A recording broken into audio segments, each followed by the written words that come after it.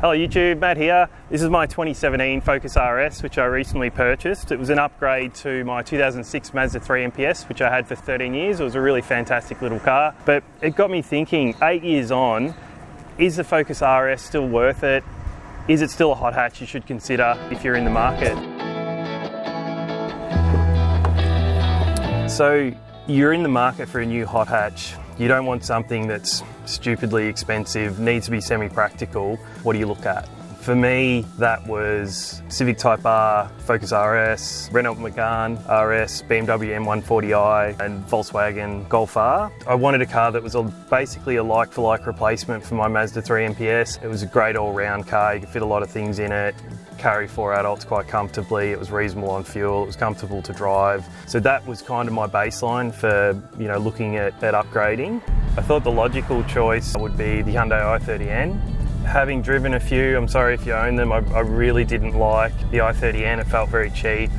Looking down the Euro path, like M140i or a Megane RS, I really like both of those, but I'm always apprehensive with Euros, especially out here in Australia. Some of the servicing can be quite expensive. Granted, the RS Focus is, it's a European manufactured car as well, but at least parts in Australia are a little bit more affordable. I really like the Civic Type R. I couldn't justify spending 70-odd thousand for the new FL5, but I think it is a much better car than the Focus RS. It's just, a much more livable car, I think, than the Focus RS. With the Golf R, it's a great little package. It's probably the most refined hot hatch that you could buy, on the market currently, for maybe a 2018, 2019, something similar vintage to the RS.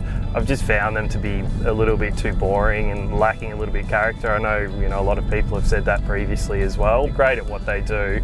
The other thing is they're all good until something goes wrong with them, and then usually it's, quite expensive to fix.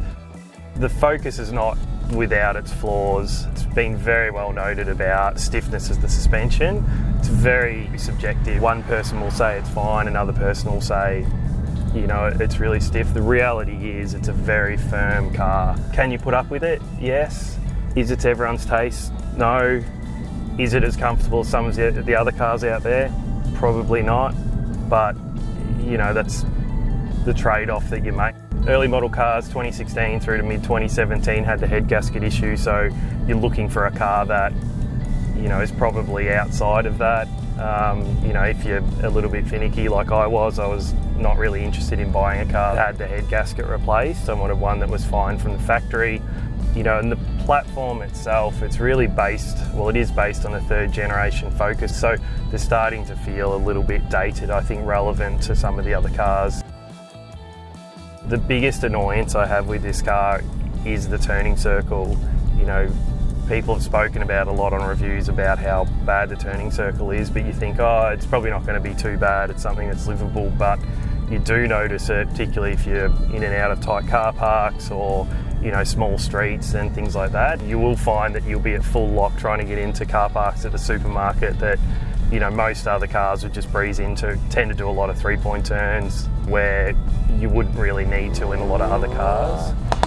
There's a lot to like about the Focus RS. There's not many other packages, maybe a Golf R or a WRX, where you get a full drive platform with 257 kilowatts of power or 350 horsepower. It's really a driver's car. There's not a lot of driver's aids, lane keep assist, all that sort of stuff. It doesn't have that.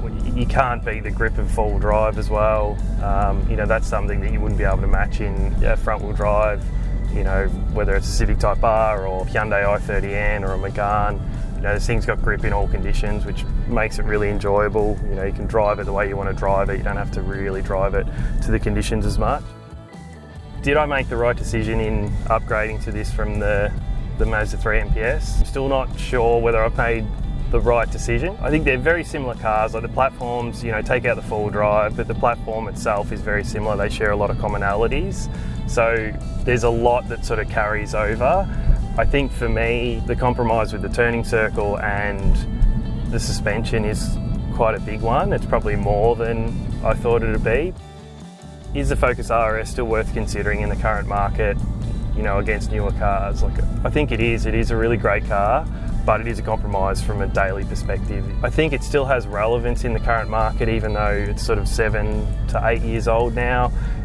Unless you're going to spend $70,000, $80,000 on, a Civic Type R or, a Golf R, to get that extra refinement, you won't probably find the package that this thing offers for the money. Like, I think for, $35,000 to $40,000 in Australia, probably doesn't get you what you used to get comparatively to other things in the market.